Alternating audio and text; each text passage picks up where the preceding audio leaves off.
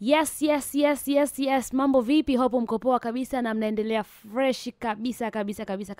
Sasa kupitia kwenye mitandao ya kijamii bwana, ni kumechafuka tangu jana usiku. Ni mambo ni mazito, mambo ni ya moto kiukweli, mambo yanazidi kutaradadi, mambo yanazidi kuwaka haswa. Sasa nikukumbushe tu kwamba kuna kipindi kuna mdada aliibuka ambaye alikuwa anafahamika kwa jina la Miss Rita, ambaye aliibuka kule Instagram akiwa akimtuhumu Diamond Platnumz kwamba walishawahi kutokana kwenye mapenzi, na chanzo cha yeye kuanza kuachana naye ilikuwa ni swala la Diamond kukataa kumlipia kodi. Sasa hiyo issue tunafahamu kwamba Zuchu hakuongeleaga chochote kwenye hilo swala, na kama tunafahamu kwamba Zuchu ni mpenzi wa Diamond Platnumz, hakuongeaga chochote. Sasa siku ya jana wakati Zuchu yupo nyumbani kwake, alikuwa na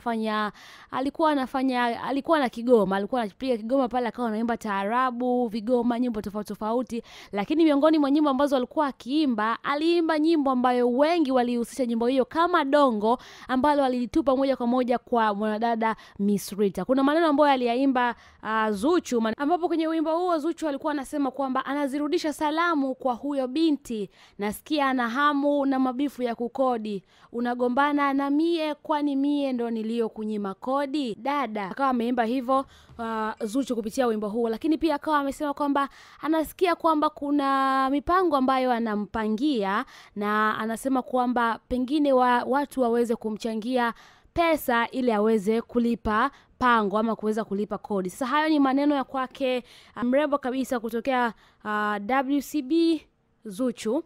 Lakini pia baada ya hapo sasa tulikuwa tunasubiri kwamba mwanadada Rita atareact vipi, na mwanadada Rita amereact bwana, na amemjibu kupitia Insta story yake, ambapo ameandika ujumbe mrefu sana, na kuna baadhi ya maneno ambayo nitayatoa kwa sababu ya maneno hayo sio mazuri kidogo. Nika tu kwa ajili ya kufafanua. Nasikia kwamba mama na mwana wameungana kwa ajili ya kugombania ndoa kwa nguvu, na wamekosa hata haya za uso na sura zao.